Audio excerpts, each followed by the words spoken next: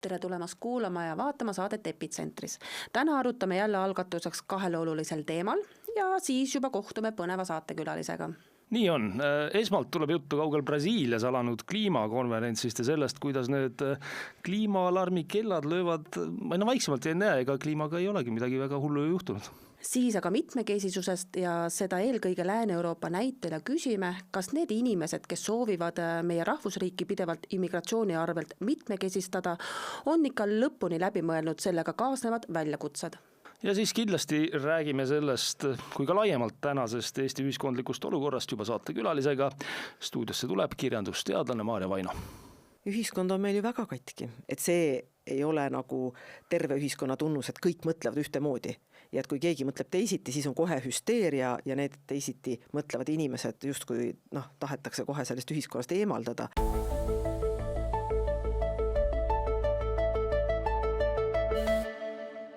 Nagu tavaliselt palume teie abiga saatel levitamisel. Tõesõna, tellige meie kanal, märkige saada meeldivaks ja jagage sotsiaalmeedias sõpradega.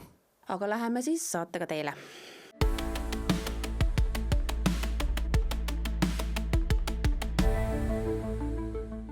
Alustame täna tervitustega ja tervitame siis kõiki neid, kes on kogunenud Brasiiliasse Belemi nimelisse linna, et osaleda iga-aastasel ÜRO kliimakonverentsil. COP30 toimub siis seal.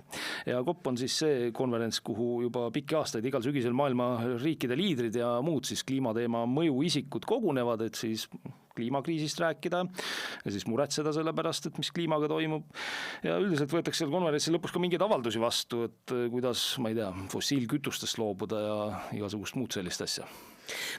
Mäletad, kui me käisime 2023. aasta alguses Sharm el Sheikhis, siis vahetult enne seda oli ju tegelikult seal olnud kas COP27. Ja, oli. Kõik laternapostid olid ilusti, reklaame täis ja mõned pildidki on meil veel sellest ilmselt olemas. Ja, tuleb otsida, aga siis oligi, meie käisime vist 2023. aasta alguses jaanuaris, siis 1,5 kuud varem see oli seal toimunud ja see nii uhke sündmus, et ei olnud veel nagu maha võetudki neid postreid, plakatid ja igal pool olid. Hotellides vist olid isegi mingisugused üleskutsed, et elekter lülita välja igaks juhuks, kui sa välja. No ühesõnaga, kõik see kliimavärk oli nagu seal väga sees, jah, oli küll.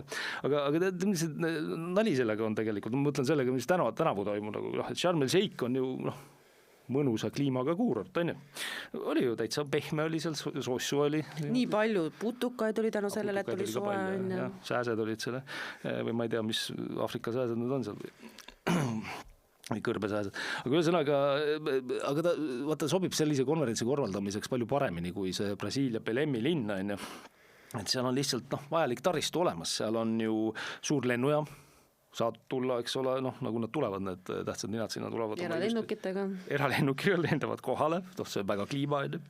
Ja siis, eks see on ju, ütleme, mingisugune esikriitika ka kogu aeg selle kliimakonverentside puhul olnud ka, et tuled kõigepealt oma eralennukitega kohale, pargindad ära sinna, eks ole, siis käid natuke muretsed kliima pärast, selle alla käib ka näiteks see, et sa muretsed selle pärast, et mingid inimesed, nagu meie, lendame mõnikord puhkusele sinna saama, et sa muretsed, peaks piirama kuidagi seda, kuidas me lendame, siis muretsed ära, eks ole, lähed oma eralennuki peale, lendad kuhugi Vahemere äärde, siis lähed istud oma superjahi peale, muretsed seal selle kliima pärast kuidagi moodi edasi, et ega see umbes nii ju tegelikult käib, eks ole, aga see taristu koha pealt ma tahtsin rääkida, et vaataks see 10 000 inimesed iga aasta tulevad sellisele konverentsile. Sharmis ju näiteks väidetavalt käis sealt läbi mingi 50 000 inimest.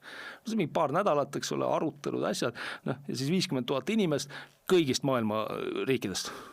Praktiliselt mingi 190 riiki, ÜRO liikmesriiki ja kõigist tuleb kohale, pluss siis igasugused erinevad ettevõtjad, ärimehed, mingid huvigrupid, mingid MTÜ-d, mis iganes, mis selle kliimaga tahavad tegeleda, kõik on kohal, on ju. Sharmis on ka suur konverentsikeskus, seal siis tehakse, sinna mahub ära, on ju.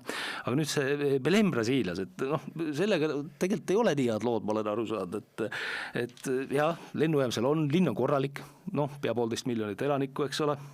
Ja see asub seal Amazonase jõe siis Atlandi poolse suudme juures, et ta on ümbritsetud vihmametsast. ja noh, ühel pool on jõgi, eks ta on jõe äärest, on sadamaliin ka, on ju, aga ta on ümbritsetud vihmametsast ja noh, nüüd ongi siis probleem, et kuidas oleks hea, et noh, oodatakse jälle 50 000 külastajat umbes ja nüüd on küsimus, et kuidas nad sinna siis ikkagi noh, et neil mugav oleks, et noh, tulevad kas lennukiga või kuidas nad tulevad, aga nüüd siis, kuna neil see noh, ei ole sellist head, ütleme, teede taristut seal, siis selle konverentsi nimel siis kõigepealt võeti maha seal noh, hektarite kaupa vihmametsa, et ehitada uus tee. No muidu need konverentsi külastajad ei jõua äkki kohale või neil on ebamugav liigelda. Uus 4-rajaline kiirtee ja noh, Amazonas vihmamets või üldse vihmametsad, noh me teame ju, et sellega on ju noh, kutsutakse maailma kopsudeks, eks ole, elurikkus ja kõik nii, eks me peame neid kaitsma, nii edasi, noh ainult siis, kui konverentsi ei ole, et siis kaitseme. Aga vaata, see täpselt ongi see, et veid silmakirjalik. No tundub natuke, no muidugi ei ole seal sellist hotellide, ütleme siis võimekust ka, ma olen lugenud ja siis isegi väidetavalt mingid sellised lihtsama rahva tunnihotellid, kus siis tunnikaupa käiakse, eks ole, lõbutsemas või. Et isegi need väidetavalt on siis kasutusele võetud, et $1000 või €1000 öö ja siis saab seda konverentsi seal ilusti nautida. Planeedi nimel, noh, aga olulisi asju veel enne seda, et tegelikult noh, küll lähevad sinna igasugused tegelased, riikide liidrid lähevad, nii edasi. Briti kuningakojast ka, Charles seekord ei lähe, poeg läheb, eks ole, tal, mis ta nimi on see? William läheb, peab mingi kõne selle kliimapärast muretsemist on, aga nüüd tunnetuslikult ikkagi see aasta on natuke teisiti tulnud. Noh, lihtne näide, et Bill Gates, kes noh, kindlasti läheb ka kohale sinna, noh, lendab kohale, tal on ka ilus eralennuk ja niimoodi, ta lendab sinna kohale, maksab neid süsinikukrediite või kuidas ta räägib, eks ole, et tema võib lennata, kuna ta on rikas, ta maksab ostab süsinikukrediite oma eralennukile, ma ei tea, kuidas see kõik toimib või päästab, aga ühesõnaga ta niimoodi ütleb, et tema siis võib lennata ja noh, rikas mees läheb kohale, aga nüüd ta on nagu välja tulnud sellise jutuga, et kui ta varem rääkis, et kliimamuutus on üks suurimaid väljakutseid, mida noh, inimkond on kunagi ette võtnud, üks suurim probleem, et kui me seda ära lahenda, siis noh, on praktiliselt kõik, on ju, siis nüüd on ta üles kutsunud inimesi hoopis meeles pidama, et kliimamuutus ei ole vaeste riikide inimeste elule ja elatise teenimisele üldse enam suurim oht, ega saa seda ka tulevikus olema. Ehk justkui noh, probleem lahendatud, ei olegi enam mõtet sellega tegeleda. Noh, samuti ütles ta, et tegelikult ei ole ka temperatuur parim viis, kuidas mõõta edukust kliimaga võitlemisel, sest ma nüüd tsiteerin, globaalne temperatuur ei ütle meile midagi inimeste elukvaliteedi kohta. Muuhulgas ta muide tunnistas ka tõsiasja, et külma tõttu sureb maailmas 10 korda rohkem inimesi kui kuuma tõttu, et see on tegelikult teada fakt, aga seda kiputakse unustama, sellepärast ta ise tõi seal oma selles blogipostituses, tal on oma blogi, kus ta aeg-ajalt siis kirjutab, ta tõi seal ka selle välja, et kui te meediat jälgite, vaadake, et siis teile võib jääda mulje, et kõige rohkem inimesi sureb kuuma tõttu. Aga kas te teadsite, et tegelikult külma tõttu sureb 10 korda rohkem inimesi, täpselt niimoodi seal kirjutaski, siis hakkad nagu mõtlema, et oota, aga kes sellist meediat seejuures ka rahaliselt toetanud on, et just nagu vastupidiselt juttu räägitud. Kas mitte Bill Gates ei olnud ka üks nendest rikastest meestest? Vaat, kus on vaata meeleolud või ütleme, arvamused on muutunud ikka. Huvitav, miks see nii on, eks ole? Huvitav, miks see nii on? Aga vaata, kui sa oled Bill Gates, sa saad seda endale lubada. No ma ei tea, mul ongi see küsimus, kas sa saad endale seda lubada või siis just vastupidi, sa ei saa seda endale enam lubada, sest et rahaliselt ei ole enam selle jutu ajamine kasulik. Ta saab seda igasuguseid arvamusi endale lubada, ta läheb ostab krediiti lihtsalt. Okei. Seda küll, jah, krediiti võib endale osta. Aga no, fakt on ju see, eks ole, et ta varem investeeris igasugustesse sellistesse, noh, natuke, noh, ütleme, selle jumala mängimise ettevõtetesse, ta on investeerinud ühesõnaga, et noh, kuidas päikest pimendada, et paned sulfaatosakesi, lased õhku, eks ole, aerosoole ja siis katavad päikse ära, et siis kliima soojenemine peatub, noh, näiteks. Või siis on need suured mingisugused, noh, nimetatakse inglise keeles direct air capture, ehk siis nad imevad õhku endasse, siis eraldavad sellest õhust CO2, siis võtavad selle CO2, ma ei tea, kuhu nad panevad, mingi tünni sisse, ma eeldan, siis viivad selle tünni Islandil on see suur tehas, kus siis CO2-st toodetakse kive. See Climeworksi nimeline ettevõtte, Bill Gates oli see liidu investor. Aga nali on selles, loomulikult, selliste investeerimine investeeringutega, et Bill Gates võib olla iduinvestor, aga lõppkokkuvõttes ega ta oma raha siis sinna alla ei pane. Tema annab väikse summa, et mingisugust asjakest arendama hakata, aga tema põhitöö on, eks ole, lobistada ära riikide valitsused, et siis maksumaksja kulul need projektid panna. Tegelikult on tal ka seal see ju õnnestunud. Äri ta sellega ju ei tee. Või siis ütleme, kui tulevikus on äri, et riigid muudavad regulatsioone, et nii peategi tegema, nagu see eesmärk oli, peategi endale need tehnoloogiad ostma hästi kalli rahast, siis sellisel juhul loomulikult kasum jääb talle. Aga maksumaksja toetus ja sellel samal Climeworksil oli mingi miljardi projekt seal USA-s, kus USA maksumaksja Bideni administratsioon andis siis maksumaksja raha talle, kallas peale sinna ja nii see asi seal arendati, nüüd Trumpi administratsioon ütles, et me lõpetame selle ära. Nii et äkki on mingi sunnitud meelemuutus, et on ju võimalik, et kuidagi tuleb välja tagurdada. Aga nüüd teine küsimus, mis siin on, et Trump kohe kuulutas selle peale, kui Gates oma avaldusi oli teinud, et mis need ei olegi kõige suurem probleem, see kliimamuutus ja elame edasi. Siis Trump kuulutas, et näete, nüüd ma võitsin sõja selle kliimapettuse vastu. Ma päris sellega ka nõus ei ole, sellepärast, et Gates ikkagi, see on üks variant, kuidas muidugi välja tagurdada kogu sellest asjast, et sa oled nii palju investeerinud, võib-olla rahaliselt, maksumaksja rahaliselt, emotsionaalselt sinna teemasse, et sa ei saa kohe hakata ütlema, et ma olen kõik valesti teinud. Tal on mingid need fondid, Breakthrough Energy ja siis on mingid programmid, me juba rääkisime mõnest asjast, aga siis on see mingi lehmade metaani vabastamise programm, eks ole, vaktsineerid lehmasid ja siis vabastad neist metaani eritamisest, et tundub, loodus, ma ei tea, põllumajandus töötab niimoodi, et see lehm sööb, siis ta sealt väljutab, siis tuleb sõnnik läheb põllule, põllul kasvab vilja, lehm ka, eks, ühesõnaga. See on ringratas. Aga sinna 10 aastat tagasi hakati rääkima, et see on kõige hullem kliimasoojenemise asi on lehmad. Ja siis Bill Gates kohe hakkas tööle selle kallal, et nüüd tema teeb vaktsiini, et mille lehmad siis enam metaani ei väljuta, et Millega me tegeleme, on see küsimus lihtsalt? Puhas teadusega tegeleme, aga okei, see sellega. Aga siis ta ütles, et vaata, sellistest asjadest on väga palju kasu olnud. Ja lisaks siis kõigist neist elektriautodest asjadest, kõigest sellest on väga palju juba kasu olnud, et tegelikult sellepärast ka ei ole kliimamuutus enam kõige olulisem, nüüd keskendume vaesusele. Et inimesed on vaesed ja siis ta isegi ütles, et need Aafrika riigid seal umbes, Aafrika riigid, kus ei ole seni laenu antud, et nad võiksid oma maavarasid, eks ole, kui neil on seal kivisütt või naftat või midagi kasutada oma energiamajanduse üles ehitamiseks, millega seal on halvad lood, on ju. Et nüüd ikkagi võiks niimoodi teha, et laenuandjad mõtlevad ümber ja hakkavad sinna laenu andma. Ma arvan, Bill saab õhuisikuna olid ka seal kuidagimoodi seoses. Aga ühesõnaga jah, eks see võib mõelda, et see on kuidagi USA poliitikaga seoses. Mis seda USA poliitikat puudutab, siis sellega on selge, me oleme sellest varem ka siin rääkinud, eks ole, mida Trump sellest arvab ja selge on ka see, et kui USA ei lähe enam kliimakonverentsile, siis teised maailma riigid, eriti siin lääne pool, võiksid ka mõelda, aga mis me sealt otsime. Aga USA on teatanud, et nemad ei saada ühtegi tippametnikku sinna seekord. Et täielik suhtumise muutus seal, loomulikult, oodatult. Küsimus on selles, et eelmises administratsioonis, see on nagu öö ja päev. Et meil oli ju mingi kliimasaadik, kes käis mööda maailma, John Kerry nimeline, eks ole, endine välisminister ja nii edasi.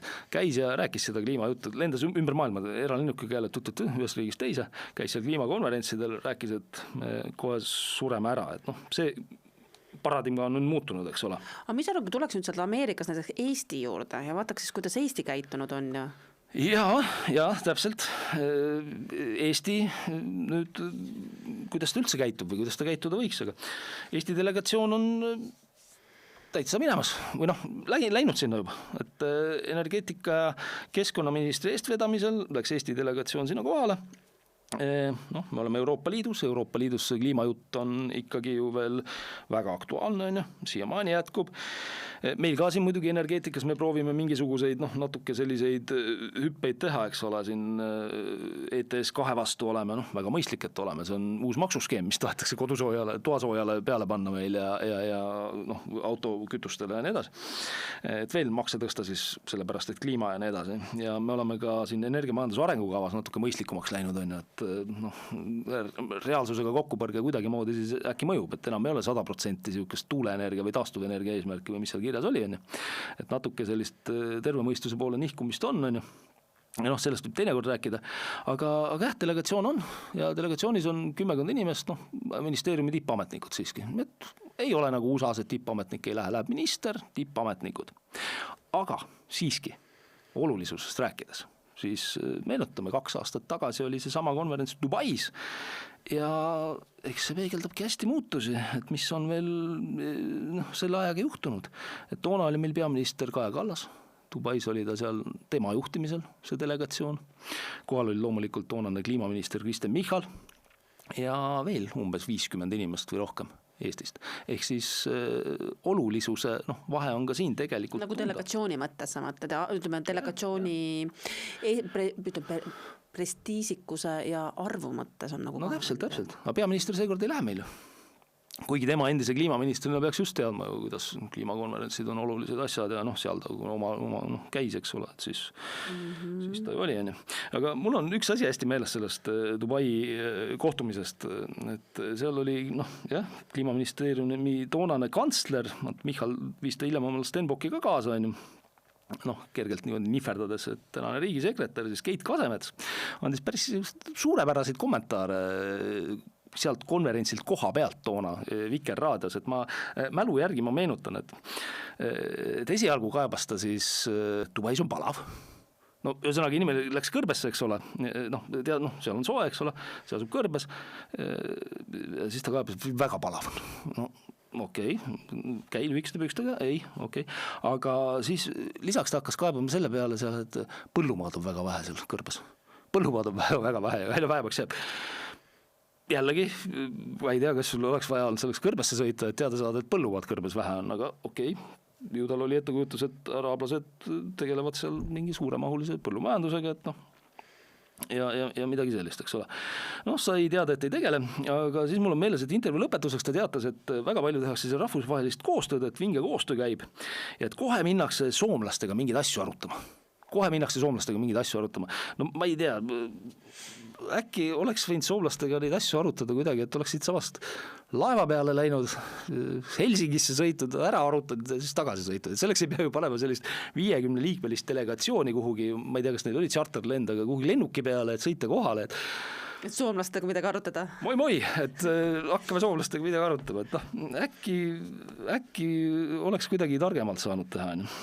Aga tagasi tulles teatas siis oma Kasemet siis mäletan ERR-ile, et väga õige suur suund võeti seal Dubais, et sellepärast seal käidigi suur suund võeti, et fossiilkütustest loobumisele. Mul on muidugi siin ka talu uudis, et tegelikult on nii nafta, maagaasi kui kivisöö kasutamine maailmas ka pärast seda Dubai konverentsi suurenenud, nii et Keit Kasemets võiks endalt ja Michalilt nüüd küsida, kas oli mõtet minna ikka siis suure delegatsiooniga sinna ja siis neid tühje sõnu seal loopida. Nüüd ma ei tea, eks paistab, mis seekord tuleb, ma arvan, et huvi selle sündmuse vastu on leigem, et loosungeid sealt tänasel hetkel ka võib-olla nii väga ei tule enam ja äkki tegelikult ka energiamajandus arendades käitutakse ka loogilisemalt meil, et selliseid märke ei on, et see tähendaks siis tegelikult seda, et arendatakse tehnoloogiat, tõhustatakse, efektiivistatakse tehnoloogiat, mitte mingit pseudolahendusi ei pakuta selleks, et ma ei tea, kliimaga siin kuidagi moodi tegeleda, kliimat muuta, kliimaseadusega kliimat muuta. Ma ei tea, liigume siit vist praegu edasi. Jah, liigume siit edasi ja vaatame otsa järgmisele teemale ehk nii nimetatud mitmekesisusele ühiskonnas, aga ka sellega seotud ohtudele.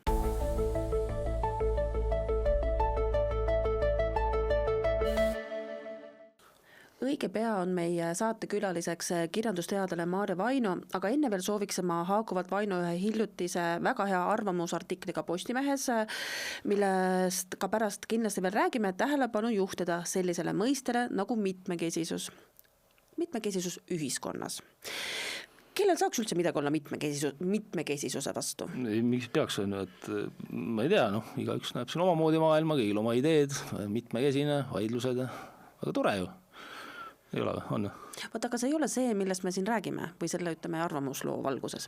Ühesõnaga, Vaino tõi Postimehes avaldatud arvamusartiklis välja huvitava teema, mida ta hiljuti kuulnud oli. Tsiteerin. Mulle räägiti, kuidas ajaloo ja ühiskonnaõpetajate koolitusel esitati küsimus õpetajatele selle kohta, millisena nad näevad Eesti kooli 20 aasta pärast. Kui pakuti, et suurim väljakutse ja eesmärk peab olema säilitada kool Eesti koolina, et see oleks eestikeelne ja meelne ning annaks tõhusa Eesti kultuuri ja ajaloo tundmise, siis selgus, et see on vale vastus. Meie õpetajad koolitatakse teadma, et elame mitmekultuurilises ühiskonnas, kus eestlased on lihtsalt üks keel ja kogukond paljude hulgas. Ehk siis näib, et meie õpetajaid koolitatakse tänasel hetkel juba täiesti sellises vaimus, et eestlased on justkui väljasurev tõug või vähemalt, et eestlus kui sellist ei tohiks kuidagi esile tõsta. Ma ei tea, kas siis tähendab seda, et Eestimaal peaks tõstma siis kõiki teisi esile peale eestlaste? No kuidagi tundub nagu juba kui me hakkame algusest pihta, eks ole, selle põhiseadusliku vaimu nii-öelda, et milleks Eesti riik ja nii edasi, siis tundub kuidagi veider või? Aga ma siis mõtlesingi siin, et räägime siis natuke sellest, kuidas selline mitmekesine ühiskond praktilises mõttes ka välja näeb. Ehk siis toome esile mõned suundumused meist lääne pool olevates ühiskondades, mis seda mitmekesisust siis kõige olulisemaks on pidanud ja vaatame, kuidas neil sellega läheb. Lihtsalt, et selliseid tulevikuunistusi võib-olla natukene niimoodi kainestada. Ma arvan, see tuleb üks kainestav pilt, ma juba ootan.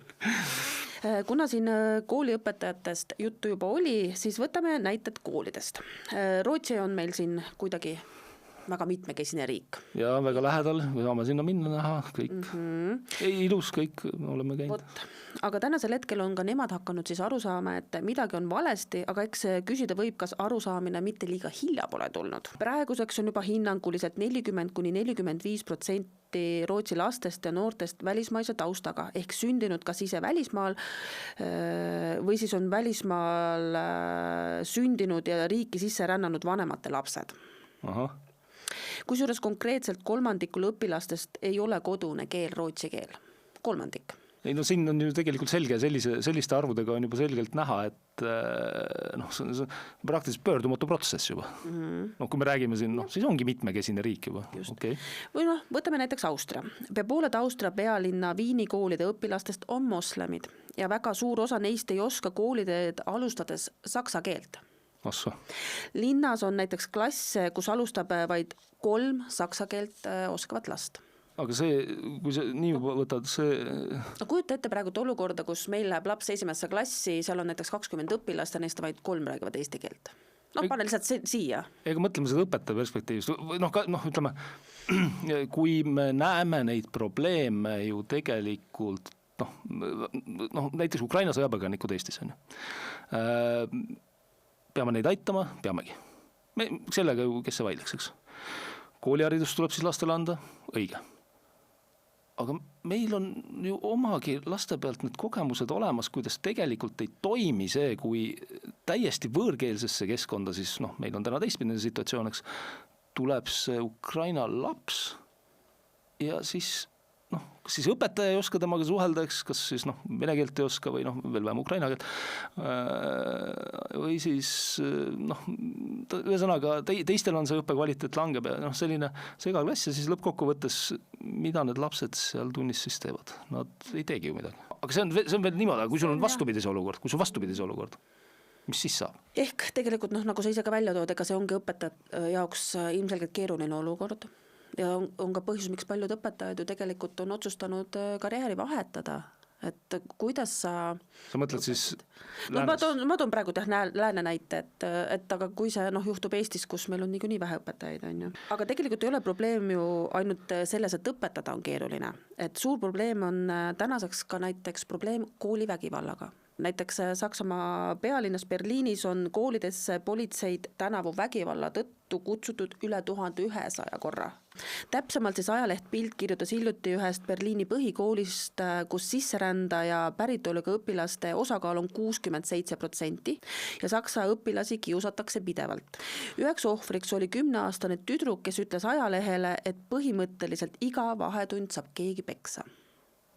Sellisesse olukorda ei tahaks... No ja seal on veel üks teine probleem veel, et ründaja poole vanematega kohtumine on lastevanematele keeruline, sellepärast, et nad võivad ju kohale tulla, aga nad keelt ei mõista, et saaks aru, milles probleem on. Ja lõpuks ainus lahendus on siis see, et tuleb lapsed teise kooli panna, sest nad ei saa ju kuidas sa lapse vanemana lased oma lapsel iga vahetund peksa saada? Võib-olla mitte iga vahetund üle ühe vahetunni. Et küsimus on siis selles, et kas selline elame mitmekultuurilises ühiskonnas, kus eestlased on lihtsalt üks keel ja kogukond paljude hulgas, on selline olukord, kuhu me tegelikult jõuda tahaksime nende, riikide näitel. Jah, see on nagu selline praktiline näide nii-öelda, et milliste probleemidega mitmekultuurilised ühiskonnad, kes on ka uhked selle üle tegelikult olnud, multikulti üle kõik, et millega nad silmitsi seisavad, on tegelikult täitsa uskumatu, kui sa seda vaatad. Aga läheme koolidest edasi, läheme tänavale. Kui koolis on vägivald, siis ega tänaval ei saa ju ka väga palju vist parem olla. Jah, tõenäoliselt. Varem muidugi oli pikalt komme näiteks Rootsis, et kurjategija või ründaja päritolust ei räägitud ei politsei poolt ega ajakirjanduses. Ma ütleks niimoodi, see oli küll tõesti üks kummaline olukord, juba 10 aastat tagasi oli see vist. Ja oligi selline poliitika, mõtlesin täiesti jabur, ükskõik mida ta teeb, ründab, varastab, mida iganes, on ju mingid tundemärgid, mille abil siis politsei võiks seda ründajat otsida. Ei, me ei saa öelda. Aga näiteks kui nüüd novembri alguses toimus Ühendkuningriigis Londonisse suunduval rongil pussitamine, mille tagajärjel 10 inimest haiglasse viidi, siis tegelikult anti ka üsna kohe teada nende kurjategijate taustast. Ründajatena võeti kinni 2 Briti kodanikku, üks oli 32-aastane mustanahaline ja teine 25-aastane Kariibi mere taustaga. Mõlemad mehed kusjuures sündinud Ühendkuningriigis. Aga jällegi, eks ole, et tõenäoliselt kui sügavale minna, kas me siis näeme, et on jälle sisserändaja mingid aust, eks ole, perekond. Postimehe uudises on ka välja toodud üks oluline asjaolu, miks need andmed siis avaldati. Pärast 2024. aasta laste pussitamist Southportis, kui alusetud kõlakad, et ründajaks oli moslemist immigrant, vallandusid rahutused, on Briti korrakaitsjatele antud suunised avaldada kurjategijate isikuandmed. Ehk siis siit tulebki välja, et tegelikult vähemalt britid on selle muudatuse nagu nüüd sisse viinud. Ei, nad on sisse viinud selle, aga mitte sellepärast, et see on mõistlik. Jah, vaid sellepärast, et äkki tulevad rahutused. Et ühesõnaga, et kui sa ei kirjuta, siis tekivad probleemid. See on selge muidugi. Meenutame seda, et 2024. aasta augustis puhkesid tõesti rahutused pärast seda, kui Southporti linnas üks 17-aastane noormees astus tänavalt sisse Taylor Swifti teemalisse tantsu- ja joogatöötuppa, mis oli mõeldud siis 6-10-aastaste lastele, kus sellel hetkel oli 25 last, ta pussitas 13 inimest, neist 3 tüdrukut, väikest tüdrukut surid. Tõesti väga jõhker ja väga kurb. Aga tegemist oli 17-aastase Aksel Muganva Rudakubanaga, kes muide sündis Walesis Cardiffis. Tema vanemad põgenesid 90. aastatel Rwanda genotsiidi eest Ühendkuningriiki. Rwanda genotsiid 94, eks ole, see oli väga jõhker. Valeinfoks peeti toona asjaolu, et algselt kahtlustati, et mõrtsukas oli moslem, aga siis öeldi, et Rudakubanas seda siiski ei olnud. Nüüdseks on siiski selgunud, et Taliban oli talle siiski väga sümpaatne. See on praegu muidugi detail. Küsimus on selles, et neid väga nähtavaid ja väga jõhraid kuritegusid on toime pannud sisserändaja taustaga inimesed. Ja tegelikult ei põhjustanud isegi konkreetselt see rahutusi eelmisel aastal, vaid Ühendkuningriigi puhul on probleem ikkagi selles, et nad ei kontrolli oma piire ja neile on järjest juurde tulnud uusi sisserändajaid. Eks pinge on nagu ühiskonnas sees olnud pikemalt, et see ei ole nagu see, et üks kord juhtus ja siis tulid rahutused, vaid see pinge tuli sellepärast, et seal see kuritegevuse tase on nagu pikemalt olnud ja ta on kindlasti nagu selles mõttes seostab, ma just nägin mingisugust sellist karikatuuri, kus siis on 2 graafikut, see on naljapilt, eks ole, 2 graafikut, ühel on see, et immigratsioon läheb üles ja teisel on see, et kuritegevus läheb üles ja siis seal on Sherlock Holmesi üks joonistus Sherlock Holmes ja siis politseinik küsib, et mis sa sellest arvad, siis Sherlock Holmes vaatab 2 graafikut niimoodi, et naljapilt küll, aga kui selline korrelatsioon toimib, et siis äkki peaks seda kuidagi teadvustama. Ühesõnaga tulevad sisserändajad, paigutatakse maksumaksja raha eest kuhugi hotelli ja siis seal hotellide lähistel jällegi tekivad turvalisuse probleemid ja nii edasi. Me oleme ju Londonis käinud, oleme seda kõike näinud. See tähendab, et sisserändajatega seotud kuritegevus kasvab ja lõpuks rahvas tuli siis tänavale, et öelda aitab, meile aitab. Briti valitsuse reaktsioon oli muidugi selline, et kinni pidama ja vangistama hakati siis protestijaid. Väga hoogsalt seejuures neid, kes kuidagi vähe teravamalt sotsiaalmeedias proteste toetasid ja immigratsiooni vastu sõna võtsid. Vot Ühendkuningriigi immigratsioonipoliitika ei ole muidugi ainulaadne, samamoodi käituvad Holland, Saksamaa, Belgia ja teised riigid. Loomulikult võiks igaühest neist tuua palju sarnaseid vägivallajuhtumeid, tapmisjuhtumeid. Islami taustaga sisserändajatele on jõuluturud olnud näiteks pidevalt sihtmärgiks. Ja eelmine aasta oli siin Magdeburgis oli üks rünnak. Siin on aga veel üks nurk, mis minu kui naise jaoks on eriti häiriv, et tegelikult turvalisuse tunnet võetakse ära just nimelt naistelt ja tüdrukutelt.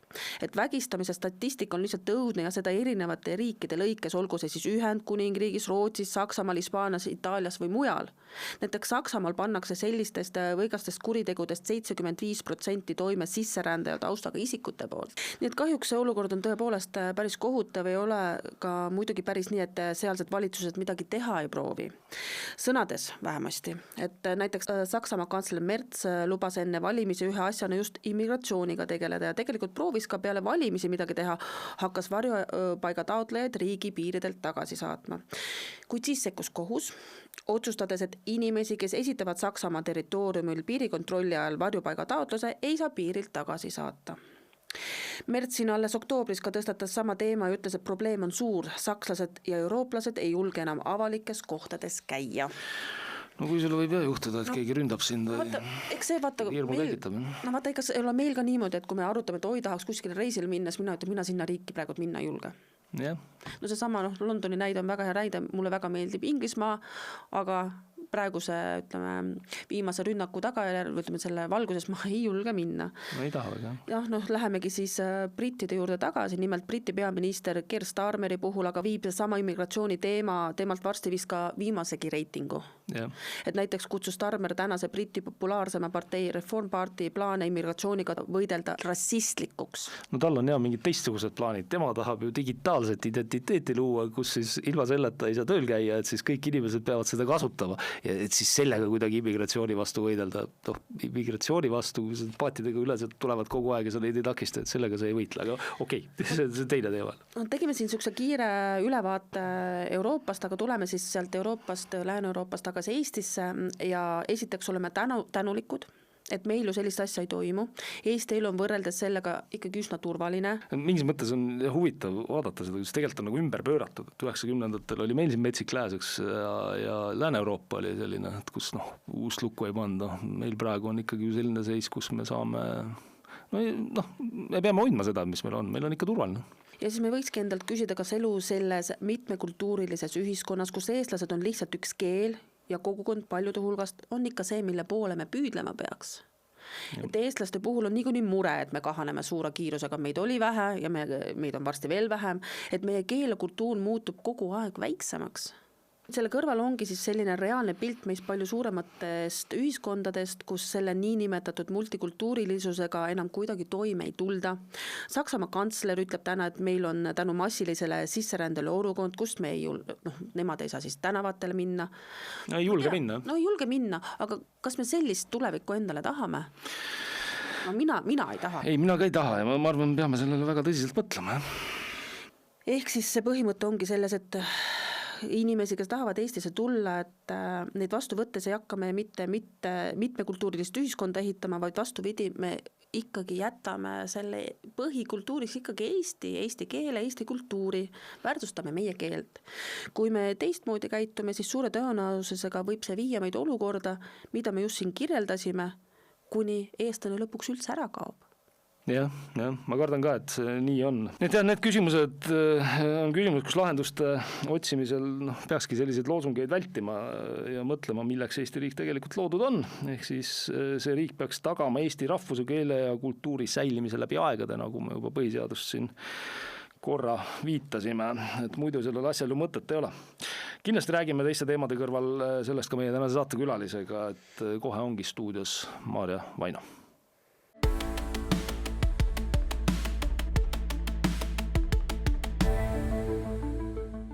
Ja nüüd ongi saabunud stuudiosse kirjandusteadlane ja Tallinna Kirjanduskeskuse direktor Maarja Vaino. Tere, Maarja!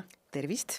No Maarja, sul on üks raamat tegelikult välja tulemas Viivi Luigest või Viivi Luige loomingust, vist oleks täpsem öelda, Viivi Luige elujõu poeetika. Iseloomusta seda natuke, et mis seal sinu jaoks niimoodi tänasel hetkel, kui me mõtleme meie tänast Eesti ühiskonda, et mis sa sealt sellest Viivi Luige sõnumitest ja loomingust välja teeksid ja mis võiks meid kõnetada? Ma soovitaks muidugi lugeda Viivi Luige publitsistikat, mis on ilmunud mitmes erinevas raamatus, kõige viimatisemalt Ilmamaa mõttelosarjas, kuhu ta on ise siis valinud enda jaoks paremikku oma erinevatest artiklitest. Ja need on ikkagi selline aegumatu kuld, et sealt võiks välja tuua väga palju erinevaid teemasid, mis meie praegust ühiskonda iseloomustavad ja kirjeldavad üsna nukralt tihtipeale, et just nimelt see niisugune kultuurimõõtme kadumine, aususe, tõe otsimise kadumine, igasugused erinevad teevad, aga minu raamat keskendub ennekõike muidugi ilukirjandusele, aga samal ajal ma ei eristaks ühe kirjaniku loomingust siiski nagu sellist publitsistlikku või esseistlikku loomingut ja ilukirjanduslikku loomingut, sest kirjanik on ikka üks, see inimene on ikka üks. Ja mind on erinevate kirjanike puhul alati huvitanudki see, et missugune on nende selline maailmataju eripära, milliste kujunditega see jõuab nende loomingusse, kuidas need kujundid sealt välja kooruvad ja mida nad meile siis ütleme üldistatud või sümbolitena räägivad, et see kõik kokku ongi kirjaniku poeetika ja Viivi Luige puhul ma leidsin, et võib-olla üks selline kõige hõlmavamaid märksõnu, mis ikkagi tuleb välja nii tema esseedest, luuletustest kui ka romaanidest ja novellidest, ongi ikkagi selline elujõud. See, et sa tuled läbi ükskõik kui raske on, et mingi asi nagu lööb läbi ikkagi, ükskõik kui raskest olukorrast. Ja võib-olla kui tõesti selliselt ühiskondlikult tasandilt veel mingi konkreetne näide tuua, siis üks artikkel keskendub selles minu raamatus Viivi Luige loomingus esinevale sellisele kontide, luude, liha, ihu ja vere esinemisele, seda on Viivi Luige loomingus päris palju. Ja selles ühes alapeatükis ma jõuangi järeldusele, et kui Viivi Luik kirjutab verest, siis see veri on sageli nii-öelda poliitiline veri, sellepärast et vere kaudu ta kirjeldab kõige rohkem ka kodumaad ja sellist juurte ja kuuluvuse küsimusi. Väga võna. No mina olen Viivi Luike ju lugenud ja mõtestanud ka oma elu läbi tema loomingu, aga kui ma praegu mõtlen näiteks oma laste peale, kellest üks on 15, ma arvan, et tema seda, ma ei tea, kuidas ma selle temani saaks viia, sellepärast ta ei taha nagu üldse lugeda. Ja seda enam, et kui seal on mingi siuke, tõsised teemad, siis kuidagi ta ei suuda haakuda nendega. See on üks pagana suur väljakutse, kuidas me seda üldse noortele enam tutvustada oskama, üldse.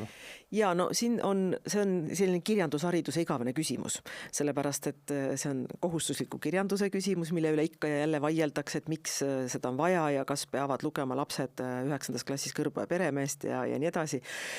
Ja ma ütleksin, et vastus sellele on üheselt võttes, et peavad, isegi kui nad sellest aru ei saa, aga teistpidi vastus peaks olema ka selline, et hea õpetaja oskab raamatu selgitada lapsele ära nii, et isegi kui ta seda ei loe ja viilib sellest kõrvale, nagu sageli tehakse, tänapäeval on see veel lihtsam, sest et sa võid küll AI käest saada küll väga vale sisu kokku võtta, aga igal juhul sa lähed selle peale välja, et äkki läheb nagu midagi täppi ka.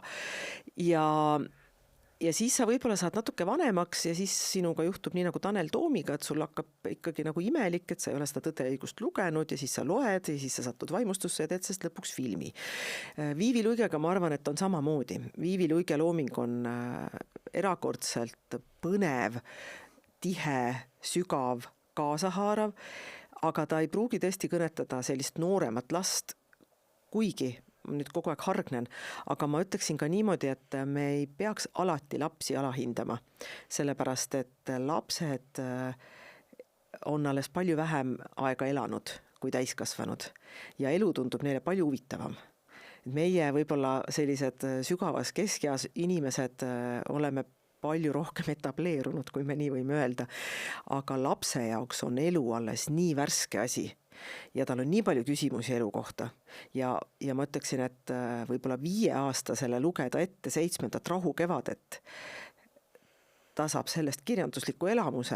Võib-olla 15-aastane ei saa, sellepärast et 15-aastase aju, nagu ma just hiljuti lugesin Imelisest teadusest, ongi pooleldi nagu mingi hullumeelse aju, et aju ei töötagi päris korralikult, et see kehakeemia on nii segamini, et võib-olla talle ei ole tõesti mõtet hakata rääkima seal juurtest ja verehäälest, aga tegelikult kui sa nagu saad kontakti selle noorega, ta on elust väga huvitatud, sest et tema jaoks on see elu nagu nii huvitav alles, et ta ei ole oma elu paika saanud, tal on kõik alles ees, talle on kõik võõras ja kirjandus on tegelikult see, mille kaudu inimene kõige ütleme siis lihtsamate vahenditega saab ise enda jaoks elu mõtestada.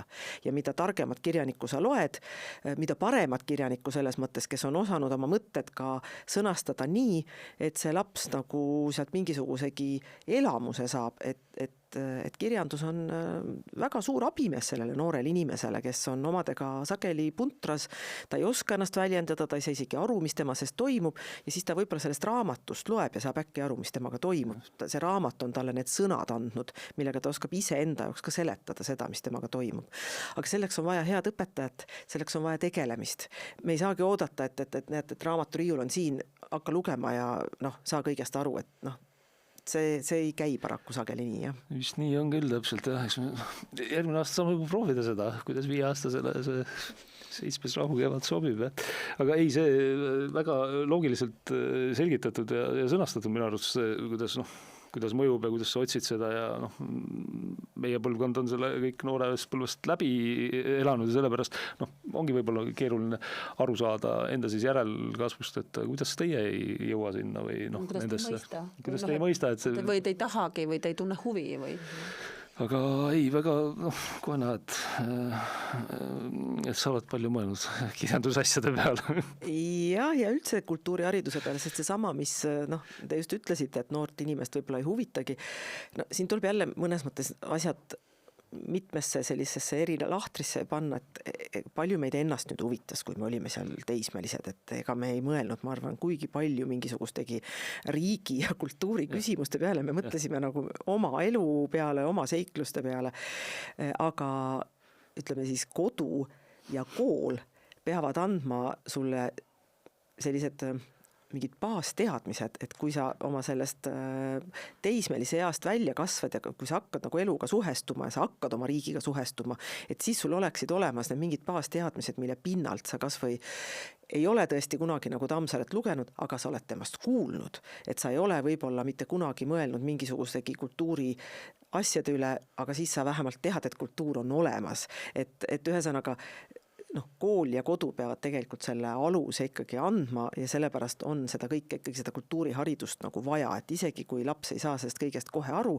siis ta on ikkagi, temast on süstitud sisse need mingisugused mingisugused teadmised ja praegu minu meelest suurim probleem ongi see, et seda kultuuriharidust meil ei ole ja lapsed kasvavad üles TikTokiga, kus ei ole Eesti kultuuri baasteadmisi, kus on täiesti teised kultuurilised hoovused ja nad suhestuvadki hoopis teiste kultuuridega, nad ei suhestugi Eesti kultuuriga ja see on väga suur probleem. Ma ütleks, et see on isegi julgeolekurisk, sellepärast, et nad ei kasva meie kultuuri sisse. Et nad on nagu justkui eestlased, Eesti kodanikud, Eesti passiga, aga nad ei suhestu Eestiga. Jah, et see on see liim, mis peaks meid ühiskonnana kokku, eks ole, siduma.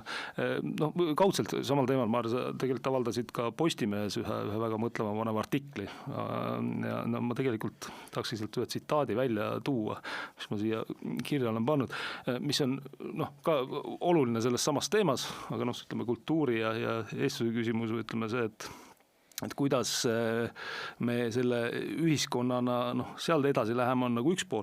Aga teine pool, mis mind natuke isegi ehmatas, et sa nii otse kirjutasid selle välja, mida ma arvan, me oleme ka mõelnud teisiga korduvalt, et sa kirjutad seal nii. On olnud huvitav jälgida, kuidas ühiskonnas on toimunud samasugune jagunemine nagu nõukogude ajal jälle on olemas valik aktiivselt kaasa mängida, teha nägu, nagu mängitaks, või siis olla vaikiv või avalik vastane, et tsitaadi lõpp. Ma arvan, et pelgalt neis lausetes peitub midagi väga olulist, mis meie tänase ühiskonna kohta üpris palju räägib. Kusjuures ma tooks välja, et ei ole ju mingi väga kitsas ring teemasid, kus justkui heaks tooniks on ühtemoodi mõelda. Et see teemade ring on lai, alustades kas või kliimast või ma ei tea, e-valimistest. Ja sinna vahele veel terve rida niinimetatud voogteemasid. Aga Maarja, ehk peakski alguseks küsima, kui katki selline ühiskond on? Ühiskond on meil ju väga katki ja mitte ainult Eestis, vaid ühiskond on katki, ütleme siis Lääne-Euroopa maades, ma arvan laiemalt. See võib-olla suur lõhe algas nähtavamal kujul pärast seda, kui mamma Merkel kutsus kõiki avatud piiride poliitikaga siis saama üheks suureks rahvaste pereks, mis kiiresti tõi kaasa ju vastureaktsioonid ja ei toonud vastureaktsioone sellepärast, et vaesed ja harimatud jäid millestki ilma, nagu seda kogu aeg püüti serveerida, vaid vastupidi, inimesed said aru, et nad jäävad oma kodudest, kõige laiemas mõttes oma kultuurist kui kodust jäävad ilma. Ja meie puhul on muidugi, ma ei oska öelda, kuidas selle Ida-Euroopaga laiemalt on, aga ega tegelikult see Ida- ja Lääne-Euroopa piir ei ole ju ka mentaalselt kuhugi kadunud. Võib-olla meie Ida-Euroopas isegi arvame rohkem, et see on kadunud, aga ma ütleksin, et Lääne-Euroopas on see ikkagi väga selgelt eksisteerib edasi. Ja meie enda ajalugu on ju meid niikuinii juba teinud katki. Ja minu meelest me olime juba katkised ju, kui Eesti taasiseseisvus ja me ei tegelenud enda ravimisega, sellepärast, et meil oli nii kiire, täiesti arusaadavalt oma sellest hästi viletsast olust, kust me tulime, saada paremale järjele. Ja siis me nagu tormasime juba oma katkise hingega järgmisse katkisesse olukorda ja nii, et me oleme nagu eriti katki, ma ütleksin, et me ei ole tegelenud oma ajalooliste haavadega ja nüüd me oleme uued haavad juurde saanud ja võib-olla see niisugune vaikimine, mis Eesti ühiskonnas toimub päris palju, sellepärast, et tihtipeale kui öeldakse, et ma ei loegi enam uudiseid ja ma ei suhestugi sellega ja ma ei taha mitte midagi sest kõigest teada, ongi lihtsalt selline haavatud looma käitumine, et ma lähen põõsa alla ja katsun seal ellu jääda lihtsalt, et ma ei torma võitlusesse, ma ei ela tegelikult oma normaalset elu, ma lihtsalt püüan oma eksistentsiga nagu toime tulla. Aga tegelikult see ei ole ju normaalne, sellepärast kui me niimoodi peidame pea liiva alla, siis see olukord ainult süveneb. No muidugi, ma arvan ka jah, et see ei ole normaalne. Ja see on eriti kurb, kui raevukalt kõik katsed arutleda sellistel teemadel, et meil on probleeme, meil ei ole nagu, me ei pea mõtlema kõik ühtemoodi, et see ei ole nagu terve ühiskonna tunnus, et kõik mõtlevad ühtemoodi. Ja et kui keegi mõtleb teisiti, siis on kohe hüsteeria ja need teisiti mõtlevad inimesed justkui tahetakse kohe sellest ühiskonnast eemaldada. Et see ei ole ju ka mingi terve käitumine. Et normaalses terves ühiskonnas ongi inimesel õigus mõelda, mida ta tahab, õigus öelda, mida ta tahab ja õigus käituda, kui ta tahab, välja arvatud juhul, kui see läheb kriminaalkoodeksi alla, eks ole, et selles mõttes nagu kõiges muus peaks inimene mitte muretsema selle pärast, et kas ta mõtles õigesti, või et kui ta nüüd, ma ei tea, pani valele inimesele sotsiaalmeedias mingi pöidla, et siis järgmine päev keegi nagu teeb talle märkuse selle kohta, et ma nägin, et umbes, et sulle oli see postitus meeldinud, et umbes, et kas sa oled nagu selline või. Et see ei ole minu meelest normaalne ja lihtsalt midagi pole teha, sellest tuleb rääkida kogu aeg selle ohuhinnaga, et sind sürjutatakse, et sulle pannakse see silt otsa ette, sest et kui kõik hakkavad seda silti kartma, siis meil ongi ju täielik nagu vaikiv ühiskond. Palju meil tunnetuslikult sinu hinnangul on seda siin Eesti maa peal, et kas meil ongi, kas sinu tunnetus ongi, et meil ongi see, et me kardamegi ka pöidlaid juba panna sotsiaalmeedias? Jaa, see on täiesti selge muidugi. Minul on isegi selline meeldiv võimalus olla suguvõsa kaudu seotud parteiliste inimestega ja kui oli EKREIKE valitsus, siis olid inimesed, kes ma ei olnud valitsuses, ma ei ole ei parteis, ma ei ole poliitikaga seotud, eks ole, ei suutnud praktiliselt enam otsa vaadata ja tere öelda, sest et nad ei kannatanud seda valitsust. Nende see niisugune, nende talumatus oli nii suur, et see laienes ka minu isikule.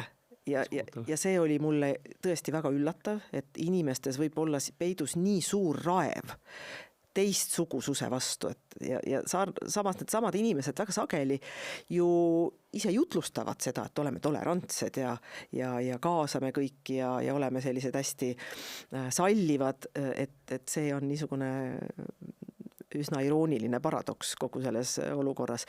Aga laiemalt võttes on küll, seda jälgimist on ja seda hirmu on. Samas ma jällegi ei saa nagu väga totaalseks minna kõikide järeldustega, et loomulikult, kui me nüüd võrdleme nõukogude ajaga, meil ei panda siiski kellelgi nagu käsi raudu, eks ole, meil ei kao inimesed öösiti, meil ei tulda nagu inimestele järele. Et kui me räägime nagu sellisest tsensuuri hirmust või mingisugusestki ideoloogilisest survest ühtemoodi mõelda, siis siiski teisiti mõtlemine ja teisiti rääkimise võimalus, nagu kas või praegu siin raadios, eks ju, või siin saates, on ju olemas. Et ma siiski praegu ei karda, et kui ma teie saatest nüüd koju lähen, et võib-olla ma koju ei jõuagi, et juba vahepeal tee peal võetakse maha, et nii palju meil ju siiski on ikkagi vaba ühiskond, et seda tuleb ka ikkagi möönda. Ma olen selles mõttes nõus, et sotsiaalmeedias, kui me räägime neid pöialde panemisest, et ega ma ise ka vaatan, mõtlen, sellepärast ka mina olen saanud tagasi, et issand, sa laikisid selle inimese postitust. Ma ei räägi, see ei pea olema isegi poliitiku või mis iganes. Pannakse tähele, vaadatakse, kes on ju, okei. Aga kuidas me oleme jõudnud sellisesse olukorda, et me tahame vaadata, seesama, et ma oi, keegi on laikinud EKRE postitus, ma lähen vaatan ja siis lähen kommenteerin, miks me seda teeme, mis see meile annab. Et ongi, mina näiteks ei saa aru, mis see meile annab.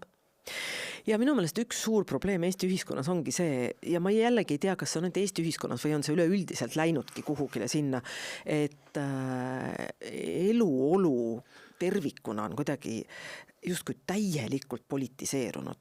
Et justkui nagu normaalset poliitika välist elu ei eksisteerikski, vaid kõik on justkui poliitiline, et see, kelle nagu postitusele sa paned oma pöidla, on poliitiline, see, kellega sa juttu räägid, on poliitiline, peaaegu on see ka poliitiline, nagu millises teatris sa käid ja millist etendust sa vaatad, et see minu meelest ka ikkagi ei ole terve ühiskond, sest et üldiselt ajalugu on ju näidanud, et läbi ja lõhki politiseerunud või politiseeritud ühiskonnad on ikkagi totalitaarsed ühiskonnad ja sellised türanlikud ühiskonnad, et mis nagu ongi justkui allutatud mingitele kindlatele reeglitele, et vabas ühiskonnas peakski olema nii, et seal elavad vabad inimesed üldiselt, ma arvan isegi, et ei sõnasta endale tavaliselt mingisuguseidki elu kreedosid poliitiliselt, et ärkad hommikul üles ja sul on juba see mingisugunegi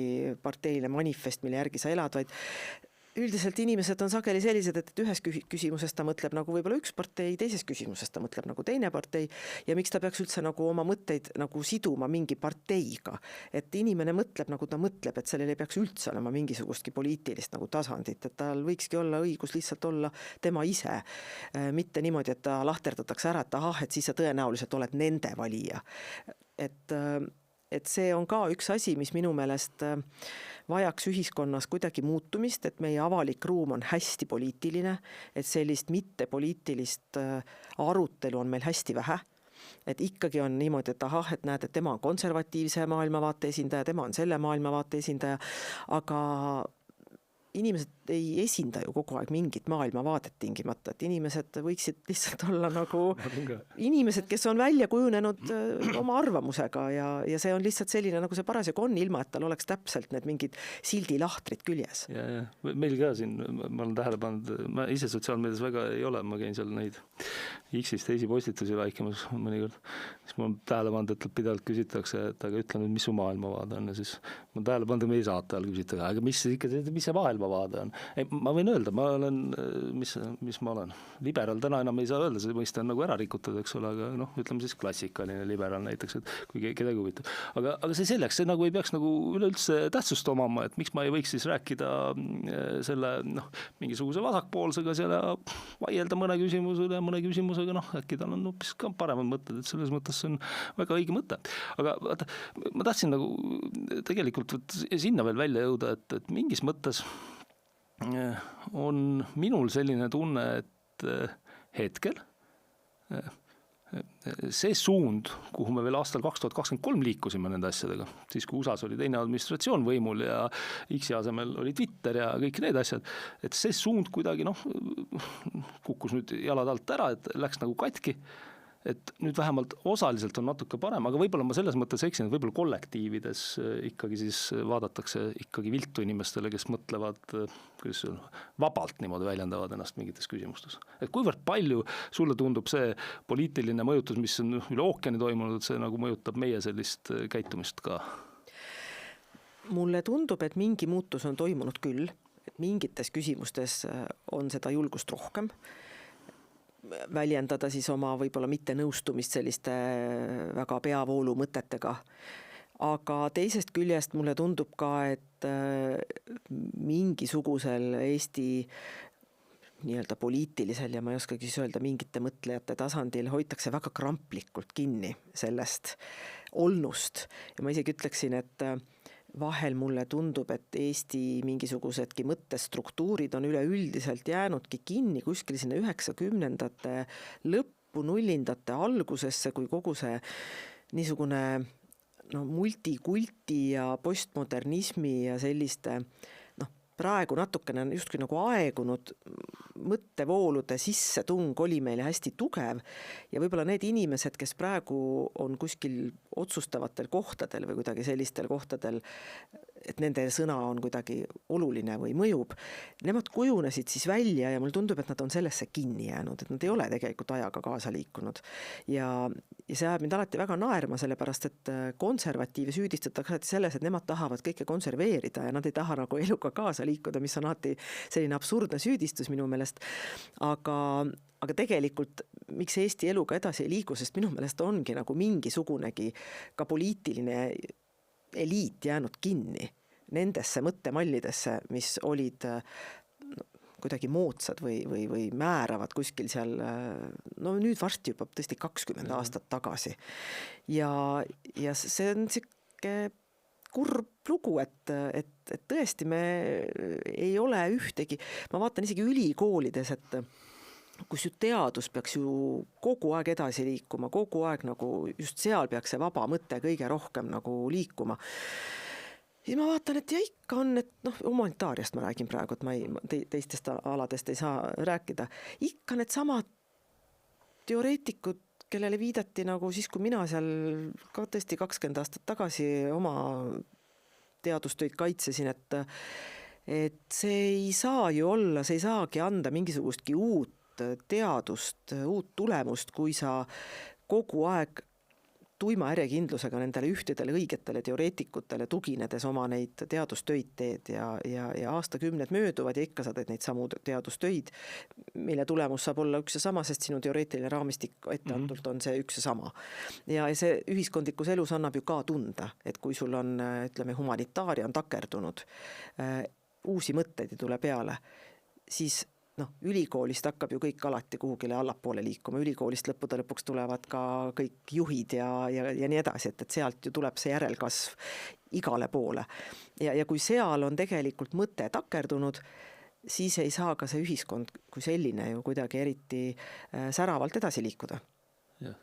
Mis sa silmas pead nende vanade teoreetikute, kas need on kuidagi need mustrid või mis sa ütlesid, raamistik on samasugune, eks ole, et kas see on siis kuidagi moodi sellisest mingisugusest, ma ei oskagi öelda, mingisugust vasakpoolsest vaimust kantud nagu selline mõttevoolud või midagi sellist? Üldisemalt ikka, need kindlad teoreetikud, kes on uurime endiselt Foucault võimustruktuure ja siis muudkui teoretiseerime selle üle.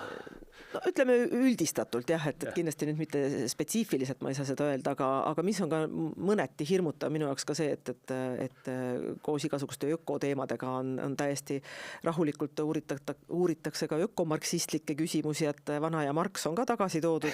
Et kuidagi see paneb kuidagi kurvalt kogu seda asja vaatama, et kas tõesti teil ei ole ühtegi uut mõtet vahepeal tulnud. Seda nüüd nimetatakse tasaarenguks ainult. Et tasapisi. Ega teistpidi, kas ei ole ikkagi need, mis on Brüsseli mustrid jäänud ka samasuguseks, et paljuski tuleb ju, palju sellest, kogu sellest nii-öelda mingisugusest võgindusest ja kõigist muust tuleb hoopis sealt kaudu ja siis meie... Nemad õpivad ka ju ülikooli. Nad õpivad ka ülikooli. Eks see kõik on üks suur tervik, jah, sama kasvulava, ja et see, ütleme niimoodi, et see mingisugunegi mõttemall, mis on omaks võetud, keeldub muutumast ja sellepärast ei saa ka need ühiskonnad muutuda. Aga mida siis on, kas on siis üldse võimalik midagi teha, vaata kui me räägime sellest, et mõttemall on sama, on 5 aasta pärast sama, on 20 aasta pärast sama, aga kuidas seda saaks muuta, mida me peame tegema?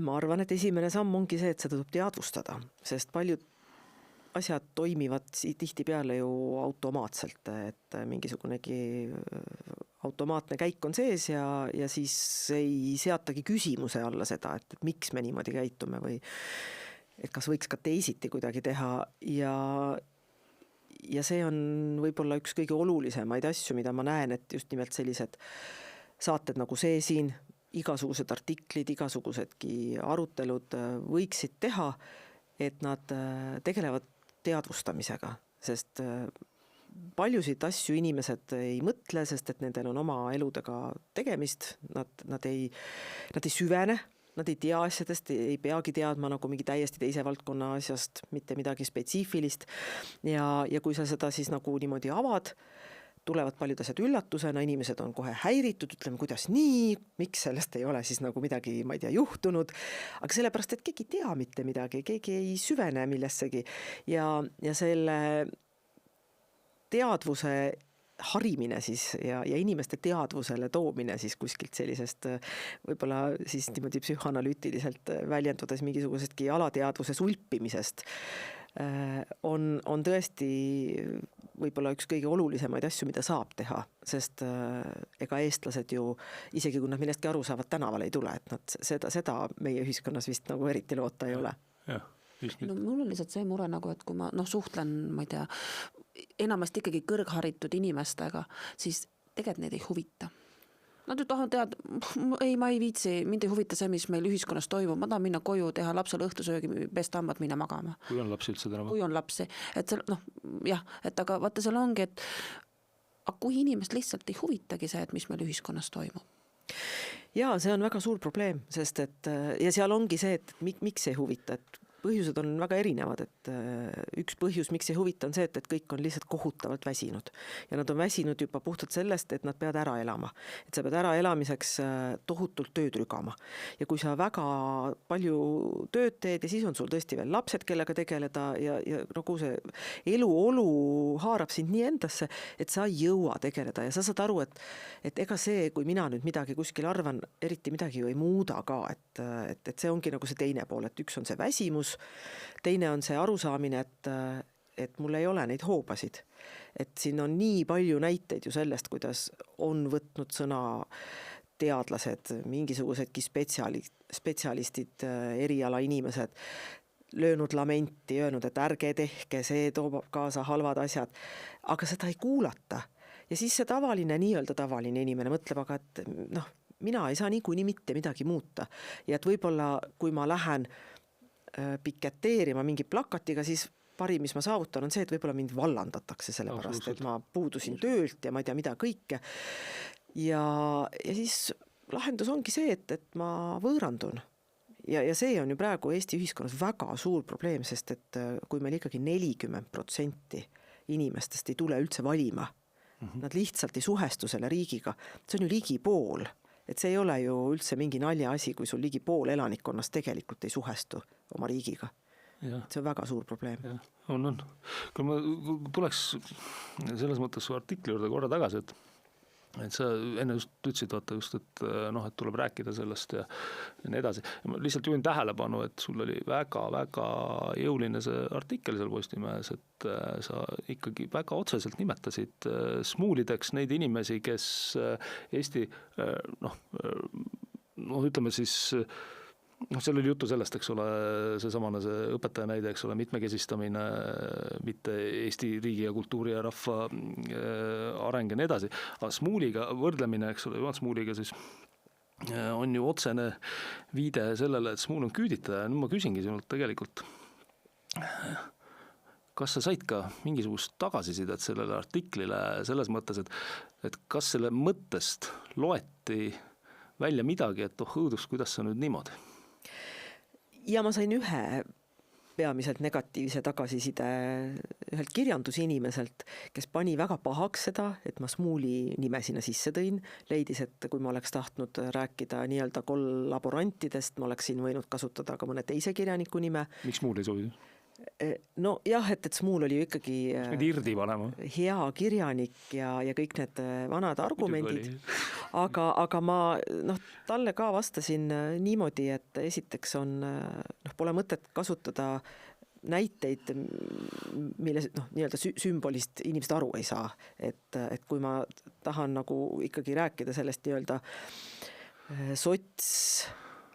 sotskirjanduse lipulaevast, siis selleks on Smuul, et ega seda ei ole võimalik, mul ei ole mõtet öelda sinna kõrvale mingisugustki teist vähem tuntud nime Urgart. Keegi ei kergita kulmugi, kui ma räägin tänapäeva Urgartitest, et see ei ole lihtsalt eriti mõistlik tuua näiteid, millest inimesed aru ei saa. Ja teiseks, küüditamine on ka Smuuliga paraku tõestatult seotud, aga isegi rohkem pidasin ma silmas just nimelt seda, ma ei arva, et tänapäeva inimesed, neil ei olegi, nad ei ole, eks ju, küüditajad, kuigi me ei tea, kellest neist võib saada küüditada sellises olukorras, eks ole, aga hetkel me kindlasti ei saa kellelegi öelda, et sina oled küüditaja, nii nagu Smuuli kohta seda saab öelda, aga ma pidasin rohkem silmas seda, et sa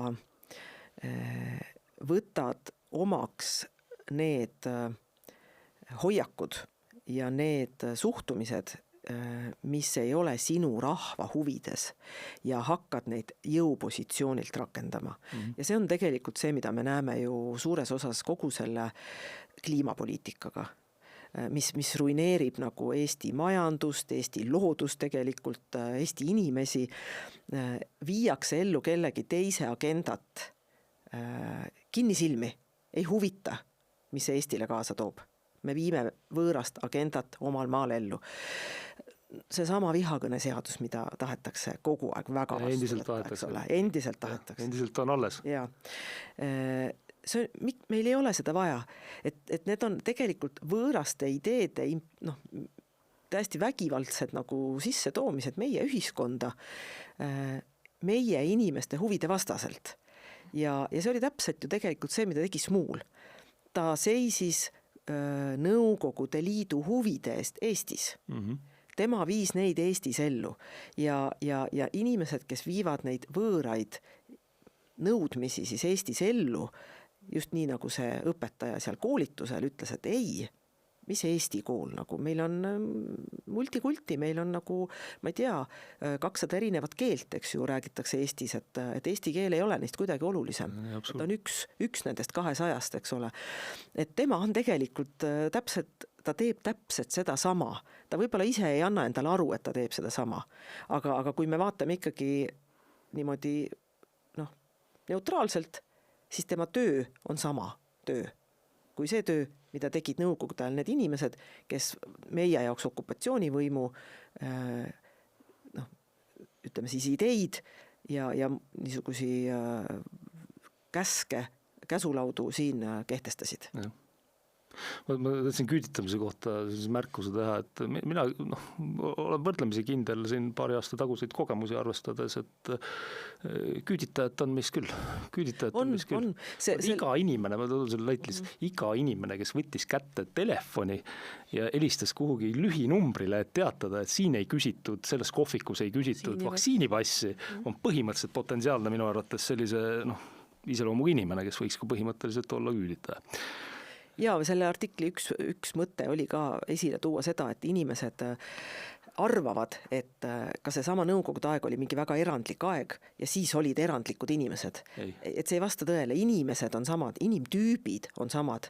Et kui me lihtsalt tõstaksime oma praegused inimesed sellesse aega, siis nad on juba olemas.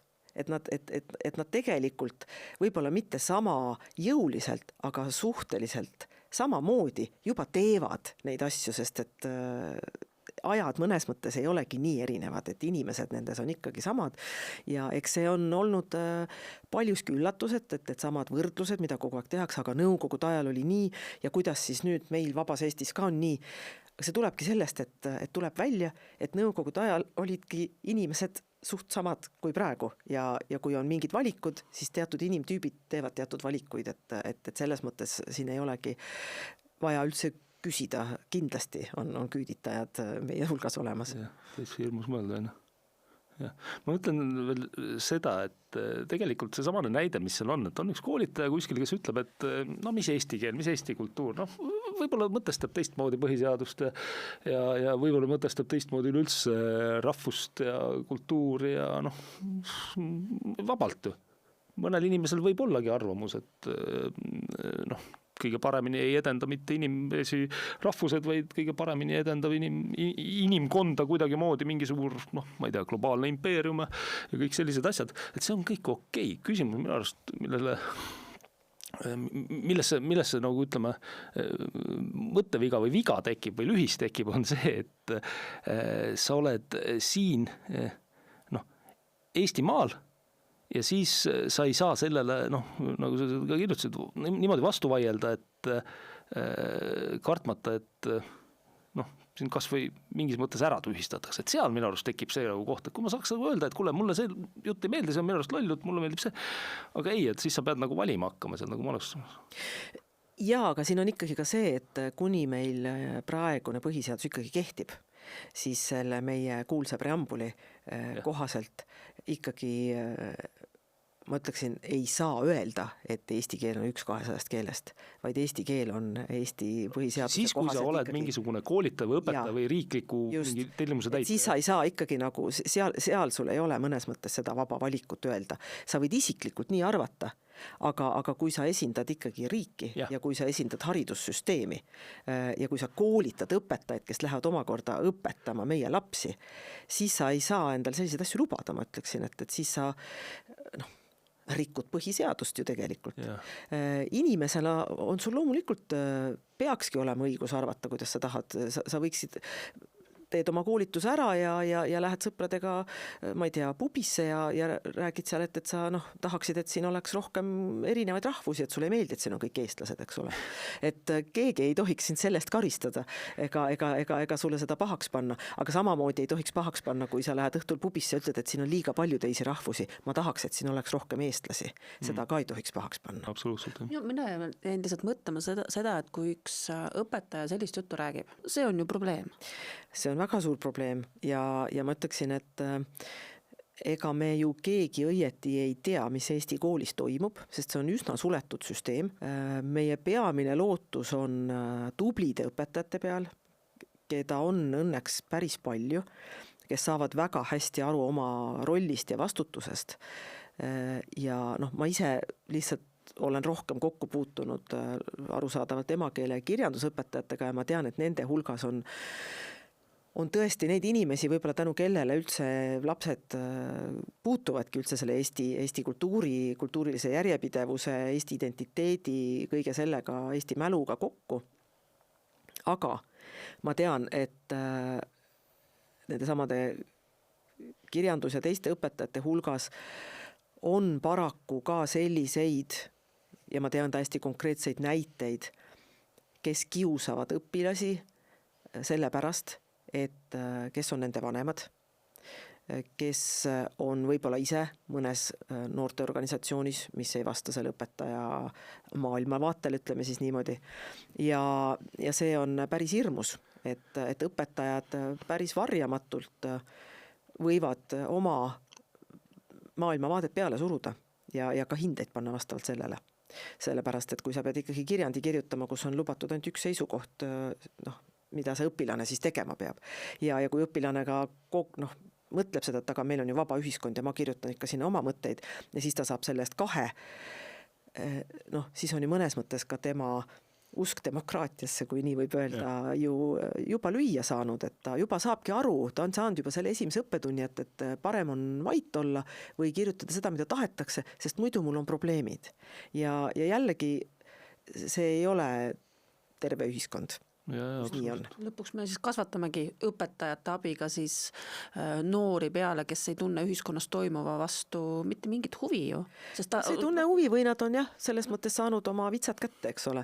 Ja jällegi tuleb siin niimoodi täpsustada, et me ei saa rääkida õpetajatest kui tervikust, eks ole, sest õpetajate hulgas on väga palju erinevaid inimesi ja õpetajate hulgas on tõesti ka selline tõeline maasool olemas, et mingil juhul ei taha õpetajatele liiga teha, aga lihtsalt kahjuks on nende hulgas ka selliseid õpetajaid, kes väga selgelt oma positsiooni kuritarvitavad. Jah. No, mingis mõttes võiks ju arvata või öelda, et ju seda on alati olnud, aga nüüd tulebki siin see teine dimensioon mängu, et millist üldist poliitikat tänane näiteks haridusministeerium, eks ole, koolides ajab. Ja neid näiteid ei ole ju ka vaja nagu kaugelt otsida, et olu selleks mõni näide, kus sul, ma ei tea, õpikus kirjutatakse nendest samadest, sellest soodüstoopiast. Et õpetatakse midagi, mis ei ole kuidagi moodi nagu praktiliselt vajalik või ei ole ka kuidagi mingisugune teadusega midagi, aga kui sul ülevalt alla tuleb juba selline teadmine nagu haridus- ja teadusministril täna on, et siis tõenäoliselt ikkagi kuidagi moodi siis juba ju seda muudab. Nüüd on õpetaja valik, kas ta seda jama nagu ajab seal klassi ees või ei aja. Ja ma arvan, et paljude mingite teiste küsimustega täpselt samamoodi ja kui siis saadabki ideoloog, et siis tal mida ma nagu mõtlen selle all on see, et minu arvates alati võim on riigivõim, eks ole, riigivõim paneb paika tegelikult, tema annab jõula. Ega ei ole niimoodi, et mina lähen kooli ja hakkan seal niisama õpetama, kui see jõuvõlg või riigivõim on teistsugune, siis ta ütleb mulle ära nii tee. Aga kui ta ei ütle mulle, et ära nii tee, siis tekibki nagu see. Ja kogu see haridusmaastik on hästi keeruline ja suur iseseisev teema, seal on nii palju erinevaid allteemasid, aga üks teema on kindlasti see, et Eesti koolid ja ka õpetajad on mõnes mõttes üsna vabade kätega. Et nad saavad, koolijuht saab päris palju otsustada seda, millised näiteks valikained on koolis ja õpetaja saab päris palju otsustada seda, mida ta tunnis õpetab, et siin vahepeal on ju juba räägitud ka sellest, et üleüldiselt peaks koolid loobuma ka õpikutest, et õpetaja paneb ise oma materjalid kokku, millel on kindlasti jällegi see, et kui on nagu pikaaegne õpetaja, tal on asi selge, siis see võib-olla tal ei ole nii raske, et ta pigem nagu otsib mingit asja juurde, et oma tundi huvitavamaks teha. Aga kui sa oled noor õpetaja, siis sa põled kohe läbi, sest sa ei suuda nagu kogu aeg kõik tunnid täismahus ette valmistada värskelt. Ja teine probleem on seal selles, mida me ka tunneme juba selles, et see niisugune kultuurilise identiteedi hajuvus on kogu aeg süvenenud, et kui iga õpetaja õpetab oma asja, siis ei ole ju haridus ühtlane. Et Eesti haridussüsteemi selline, ütleme, 1918 aastal Eesti Vabariigis loodud põhimõttel oli see, et meil on ühtluskool. See tähendab seda, et kõik saavad ühtemoodi hariduse. Ja loomulikult inimesed on alati erinevad, kes õpib vähem, kes rohkem, et me ei saa öelda, et kõik õpilased on võrdsed, aga neile on pakutud võrdne teadmine, eks ole, et neil on pakutud nagu ühtlane haridus. See on niikuinii meil juba käest ära läinud, sellepärast, et meil on aina rohkem tekkinud erakoole, sellepärast, et lapsevanemad tahavad erinevatel põhjustel oma last sinna erakooli panna, kas nendel samadel põhjustel, et nad ei taha, et neile seal seda sooideoloogiat õpetatakse või mõnel muul põhjusel. Ja ja teiseks ongi olukord selline, et koolist tulevad välja lapsed, keda võib-olla omavahel ei seo mitte miski, sest et nad on, ütleme just kultuurilises pooles, et ma eeldan, et matemaatika võrrandit õpetatakse ikka suhteliselt samamoodi. Aga just see, et mida nad saavad teada Eesti ajaloo kohta, Eesti ühiskonna kohta, Eesti kirjanduse kohta, Eesti muusika kohta, Eesti kunstiajaloo kohta. Ühesõnaga, see võib olla nii, et neil ei ole omavahel mitte millestki rääkida, sest nad on täiesti erinevaid teemasid käsitlenud. Aga ühiskondlikult loomulikult see tähendabki siis seda, et milline see ühtsustunne sellisel ühiskonnal siis lõpuks olemagi saab ja kui vaadata nagu seda sama, eks ole, et kas seda siis tahetaksegi, et peaks olema mitmekultuuriline, siis on kõik lõbus või kuidas see oli, eks ole, et kuhu me sellise ühiskonnaga jõuame, mis sina arvad, Maar? Me enne lihtsalt rääkisime sellest, et palju näiteid on Lääne-Euroopas, kuhu sellega jõutakse, eks ole, sa ka juba alustasid sellest Muti Merkelist. Kuhu me siis läheme sellega? Ja meil on isegi natuke teine olukord, sest et kui jõulised reaktsioonid tulid tegelikult, ütleme seal Saksamaa, Inglismaa, Prantsusmaa ühiskondades, kuhu tuli sisse mõnes mõttes nagu mõned protsendid immigrante, aga meie ühiskonnas oli see immigrantide protsent ju juba palju suurem ja see on nüüd omakorda ju veel kasvanud. Ja ma ütleksin, et Eesti on kindlasti hästi eksistentsiaalses olukorras praegu väga erinevates küsimustes, et üks nendest küsimustest on demograafia, et meil lihtsalt ei olegi varsti enam eestlasi. Ja teine küsimus on selgelt väga kultuuriline, et kui meie eestlased, pealekasvavad lapsed ei suhestu Eestiga, kui neil puudub Eesti identiteet, sellepärast et nad on üles kasvanud oma peaga, olles kuskil mujal. Füüsiliselt on Eestis, aga nende pea on kogu aeg kuskil mujal. Siis selle paratamatu tagajärg on see, et meie Eesti muutubki millekski muuks, et ta geograafiliselt on Eesti edasi, aga siin on võib-olla rahvas, kes on keelt vahetanud, tõenäoliselt inglise keelele üle läinud, tõenäoliselt teevad seda siis ka kohalikud venelased ja sellest Eesti kultuurist saab selline paras liivi kultuur, et ta on kunagi olemas olnud, tekstid on alles, mingid asjad on alles, aga paratamatult ta ei ole enam elav kultuur. Ja see lihtsalt, see võib juhtuda väga kiiresti, kui seda jälle ei teadvusta ja kui riigi poliitika ise ei toeta Eesti riigi püsimajäämist meie põhiseaduslikus vaimus. Ja praegu ma ütleksin, ta ei toeta seda, sellepärast et praegu on meil täiesti kohutav demograafiline olukord, tegelikult kohutav haridusolukord. Majandus tuleb sinna juurde, aga majandus on paindlik asi, majandus on ülioluline, raha on ülioluline, ükski ühiskond ilma selleta ei toimi, aga ütleme nii, et rahal ei ole otseselt nagu rahvust, kuigi ka sellega võib vaielda, aga selles mõttes majandus on võib-olla kiirem muutuja, aga haridus ja kultuur on pikaajalised protsessid nagu ka demograafia ja kui seal ühel hetkel ollakse täiesti käpuli, siis sealt on väga raske uuesti püsti tõusta, sest et kui sul on lõpuks, see on matemaatika ikkagi, et kui sul on nagu väga vähe inimesi, siis sa üleöö neist ei tee palju inimesi. Ja see ongi vaata, mis me enne arutasime ka, et meil on demograafiline olukord Eestis on väga halb ja siis riigi ainuke lahendus on ilmselt siis sisserändajad. Just, mis viib omakorda selleni, et see Eesti jääb nimeliselt Eestiks, aga sisuliselt millekski muuks.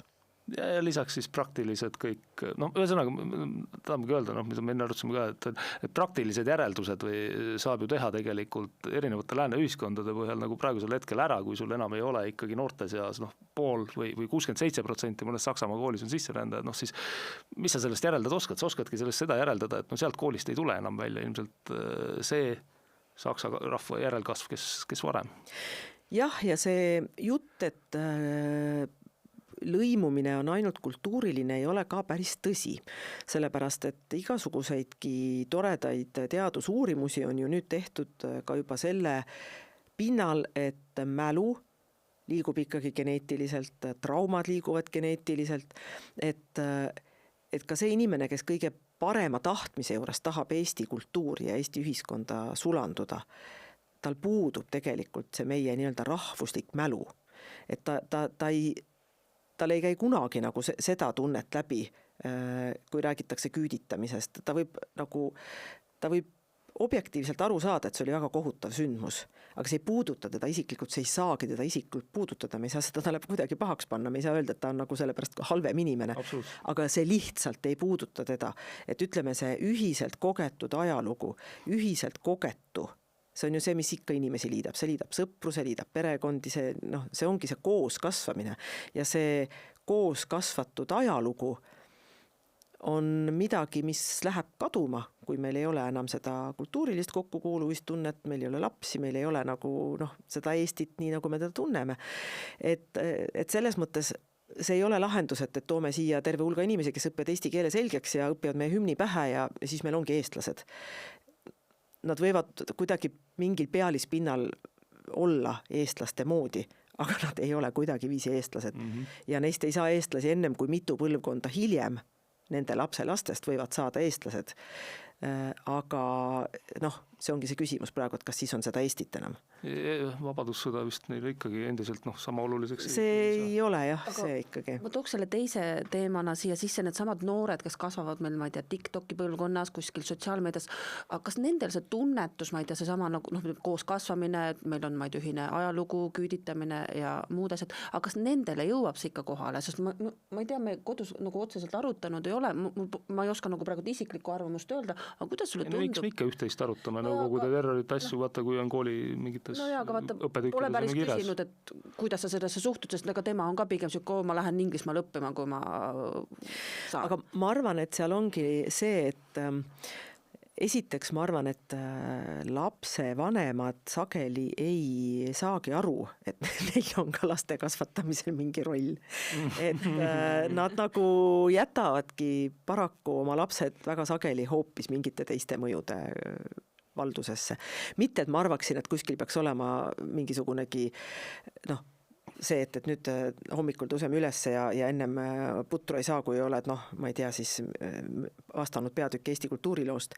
Et mitte seda, aga just seda, et räägitakse omavahel, lihtsalt räägitaksegi kas või oma suguvõsa lugu või käiakse mööda Eestit ringi, käiakse muuseumides, käiakse, tehakse koos asju, haritakse oma lapsi tegelikult ka ise, et see on hästi paljudes peredes kuidagi, ma arvan, et jällegi teadvustamise küsimus, et ei ole mõeldud, et kui mina seda ei tee, siis teeb keegi teine seda ja siis on see miski muu, mis sinna lapse pähe läheb.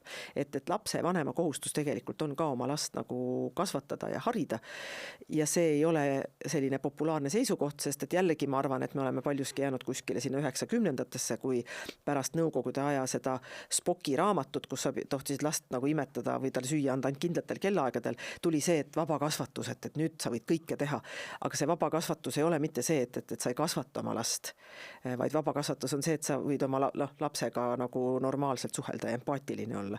Et sa pead oma last kasvatama ju ikkagi ja see kasvatus ei ole mitte ainult see, et sa õpetad talle teda sokke jalga panema ja ilma luristamata nagu suppi sööma, vaid see on ka tõesti see, et sa õpetad teda muuseumis käima, et sa õpetad teda asjade üle järele mõtlema, suhestuma nagu mingite asjadega ja ma arvan küll jah, et sellega ei ole ka meil nagu tingimata väga hästi. Siin võib-olla tuleb ma lihtsalt praegu järjest panen poista, ma pean hakkama ikka teatrietendusele asjadel käima, sellepärast gümnaasiumis ju peab, muidugi kooliga käivad ju ka. Jumal tänatud, et koolidega käiakse. Aga siin on ju see sama tegelikult ka ütleme piirkondlik vahe sees, kui sa oled ikka maapiirkonna laps, ega sul need asjad vist nii lihtsalt ikka kätte ju ei tule, sest mina mäletan, mina olen Viljandimaal elanud ja kasvanud, ega kooli ekskursioonidele teatrisse mina ei tea, enne ülikooli ikka ei pääsend. Ja see on väga suur probleem ja see on, ütleme jällegi, see oleks laiem niisugune kultuuri- ja hariduspoliitika, et kuidas siis teha nii, et see kultuur oleks kättesaadav ka maapiirkondades. Igasuguseid variante on ju tegelikult võimalik, eks paljud asjad taanduvad raha peale, aga see sama, et miks näiteks ei tulda mujalt Eestist näiteks Tallinnasse muuseumidesse või tullakse, siis katsutakse ühte päeva mahutada võimalikult palju ja kurnatakse need vaesed lapsed ära.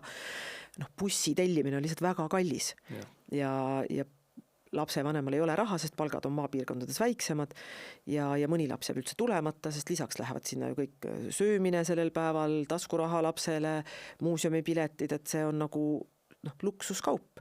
See on seesama, mida öeldakse, et miks ma ei saa minna teatrisse Tartusse näiteks, sellepärast et ma ei tea, piletid ise on juba väga kallid, ma pean ööseks jääma, ma tahan minna perega Tartusse teatrisse, ma maksan sama palju, mis rahast ma saan minna, ma ei tea, sõita Londonisse nädalavahetuseks, eks. Et ja siis inimene ütleb, et aga et ühesõnaga, need on väga kallid valikud, et meil on kultuur muutunud tegelikult väga kalliks ja siin on jah see suur küsimus, et kuidas seda, see ongi kultuuripoliitiline arutelu, et kuidas seda siis teha kättesaadavamaks ja kuidas seda lastele eriti teha kättesaadavaks, sest et tõepoolest üks asi on see tahe oma lastega kuhugi minna, aga teine asi on see võimalikkus oma lastega kuhugi minna. Võib-olla sa tahaksid minna ja sul oleks isegi võib-olla raha minna, aga sul pole aega minna. Et ühesõnaga, need on nagu sellised keerulised küsimused, mida me ilmselt siin koha peal ei lahenda, aga nende peale tuleks mõelda, sest nendest sõltub väga palju. Ma tahaks veel korra fundamentaalse teema juurde tagasi minna, eestlane ja liivlane või kuidas see oli, eks ole, et liivikeel on ka olemas. Keegi ei räägi, et eesti keelega, eestlasega läheb samamoodi. Et kuivõrd, see on fundamentaalne küsimus, kuivõrd sina tunnetad, et ühiskond seda adub üleüldse, või siis ka, kuidas ühiskond midagi adub, on see, et ta adub seda läbi liidrite, läbi näiteks poliitiliste liidrite või ei aduta seda üldse. Selles mõttes lükatakse kõrvale, see ei ole praeguse hetke probleem. Praeguse hetke probleem on meil, kuidas, ma ei tea, majanduskasv on niikuinii kogu aeg probleem, aga kuidas mingite muud asjadega tegelikult, me tegeleme siin, kliimapöördega tegelevad või siis, ma ei tea, Rail Balticuga või siis kiiruskaameratega või siis, ühesõnaga nipet-näpet, see on ka kõik, eks ole, absurdne, aga seda teemat nagu justkui ei ole. Oluliste asjadega ei tegeleta. Ei tegeleta ja selle probleem on, või see põhjus on võib-olla ka selles, et see tähendaks tunnistamist, et ollakse milleski väga läbi kukkunud. Tähendaks tunnistamist, et senine poliitika on olnud vale. Ja tähendaks tunnistamist, et võib-olla mõnedel oponentidel on olnud õigus. Ja minu meelest üks väga kurb nähtus Eesti poliitikas ongi see, et seal ei tegeleta juba ammu minu meelest enam riigi heaolu küsimustega, vaid ikkagi selliste omavaheliste suhetega. Kuna poliitikas on ammu ilma suhteliselt samad inimesed, siis on seal mingisugusedki omad suhted välja kujunenud ja sageli mulle tuletab see, mis toimub seal Riigikogu saalis, meelde seda, mis toimub kuskil sellisest teismeliste klassis, kooliklassis, et need jällegi, kui me jõuame tagasi selle artikli juures, et need inimtüübid ja olukorrad on tegelikult lihtsalt täpselt samad. Et on selline lihtsalt nagu mingisugusedki jõujooned ja käitumismallid ja struktuurid on kuidagi ikkagi hästi sarnased ja käibki nagu kes see seal kooliklassis ikka nii väga nagu kooli üldisele suurele heaolule ja tulevikule mõtleb, et seal tegeletakse omavaheliste suhetega ja mingi konkreetse õppetüki võib-olla ära õppimisega ja ega siis selle õpilase seisukohast mingi suurem pilt puudub. Ja mulle tundub, et meil on natuke samamoodi, et selline Eesti riigi vaade puudub ja tegeletakse mingisugustegi üksikute õppetükkidega ja omavaheliste suhete klaarimisega ja mingisuguste omavaheliste rühma jõujoonte muutumisega, et kes on parasjagu kõige popim poiss ja tüdruk klassis ja kes parasjagu nii väga popp ei ole ja kes kellele kuidas ütles ja eks see on jällegi põhjus, miks inimesed kuidagi eemale tõmbuvad, et nad leiavad, et aga miks ma peakski sellega suhestuma, et mul on omalgi muresid, et ma ei viitsi seda vaadata, mis seal toimub, et see Eesti riigi vaade on vägagi puudu ja seetõttu ei tegeleta ka fundamentaalsete küsimustega. Aga see annabki võimalusega igasugust, ma ei tea, mis huvitavate ideedega välja tulla ja sisse sõita kodaniku ka nii väga ei huvita. Meil on terve suvi oli täis siin neid igasuguseid jaburusi. Super andmebaase, kaameraid, asju ja ma ei tea, kuidas kodanikul on. Kodanik vaatab ja poliitika värk ja ta ei saa aru. Kodanikul on ka selline enesekaitserefleks, et öelda, et ei ole need asjad nii hullusti midagi. sest sul on palju mugavam niimoodi elada ja öelda, et ma ei usu, et selle eesti kultuuriga nüüd nii halvasti on, ei ole midagi selle eesti keelega ja ei ole selle haridusega halvasti, et me pole kunagi nii hästi elanud, kui me praegu elame. No, et mis juttu te räägite, et meil on asjad halvasti ja seal on jällegi ka nagu see küsimus, et võib-olla praegu ei olegi kõik asjad halvasti, aga sa peadki natukene nagu ette vaatama, et kui sa jätkad samamoodi, et siis sul ühel hetkel on need asjad väga halvasti ja siis on sul neid võib-olla väga keeruline muuta, et see on nagu niimoodi, et kui sa lähed pikale reisile, siis sa võtad autopaagi bensu täis, eks ole, sellepärast, et sa arvestad ette, et sa pead selle maa sõitma, sul ei ole bensukat võib-olla seal kuskil tee peal. Aga kui sa nagu ütled, et ei ole midagi, et vast ikka on seda bensu mul seal ja kui sa siis ühel hetkel jääd nagu tee peale, et siis ei ole nagu kõige targem võib-olla käitumismehhanism, et tuleb lihtsalt mõelda ette ja vaat seda ettemõtlemist minu meelest meil nagu väga sageli ei ole. Ja kui vaadata praegused poliitkemplemisi, siis tundubki, et elatakse ainult üks päev korraga.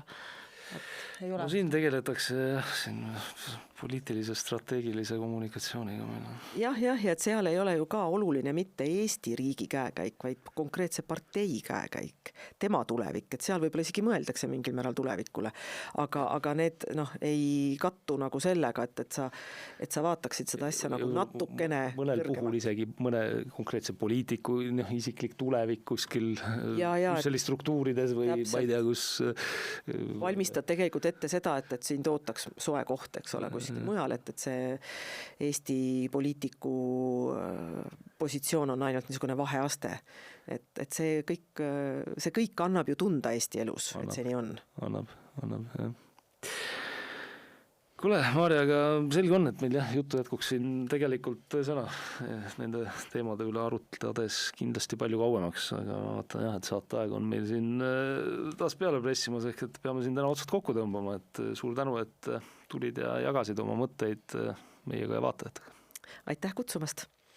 Aga täname veel ka teid, head kuulajad ja vaatajad. Endiselt väike palve teile, et aitaksite saatel levida. Märkige see meeldivaks ja jagage oma sõpradega. Aga praegult soovime teile kõike paremat. Nägemist!